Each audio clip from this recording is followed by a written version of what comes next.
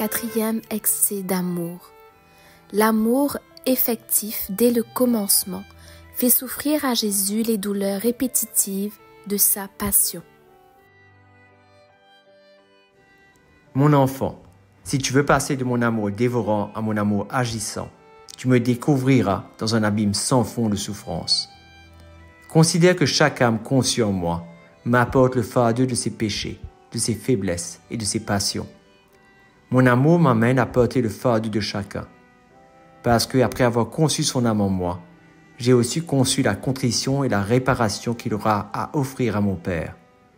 Aussi, ne t'étonne pas si ma passion fut également conçue à ce moment-là.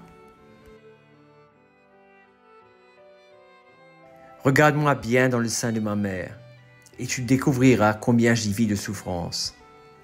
Regarde bien ma petite tête entourée d'une couronne d'épines, lesquelles, pendant qu'elles percent cruellement ma peau, me font verser des rivières de chaudes larmes. Oui, sois ému de pitié de moi, et de tes mains qui sont libres, sèche mes larmes. Cette couronne d'épines, mon enfant, n'est autre qu'une couronne cruelle que les créatures tressent pour moi, avec les pensées mauvaises qui remplissent leur esprit. Oh, comme ces pensées me transpercent cruellement, un long couronnement de 9 mois. Et comme si ce n'était pas assez, elle crucifie mes mains et mes pieds, afin que soit satisfaite la justice divine pour ces créatures. Elles, qui circulent sur des chemins pervers, qui commettent toutes sortes d'injustices et empruntent des voies illégales pour leur profit. Dans cet état, il ne m'est pas possible de bouger, même une main, un doigt ou un pied. Je reste immobile, soit à cause de l'atroce crucifixion que je subis, ou à cause de l'espace réduit dans lequel je suis.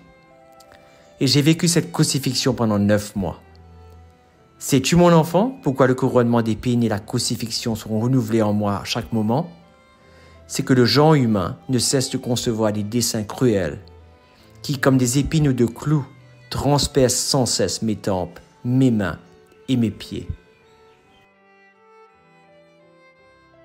Jésus continua ainsi de raconter ce que sa petite humanité souffrit dans le sein de sa mère. J'en passe pour ne pas être trop longue et parce que mon cœur n'a pas le courage de tout raconter comme Jésus souffrit par amour pour nous. Et moi, je ne pouvais rien faire d'autre que de verser un flot de larmes. Cependant, il me secoua et, d'une voix faible, il me dit en l'intérieur de mon cœur: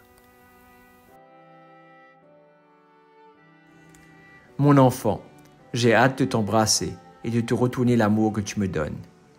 Mais je ne peux pas encore le faire, parce que, comme tu le vois, je suis enfermé dans cet endroit qui me garde immobile. J'aimerais venir à toi, mais j'en suis incapable, puisque je ne peux pas encore marcher. Premier enfant de mon amour souffrant, viens souvent m'embrasser.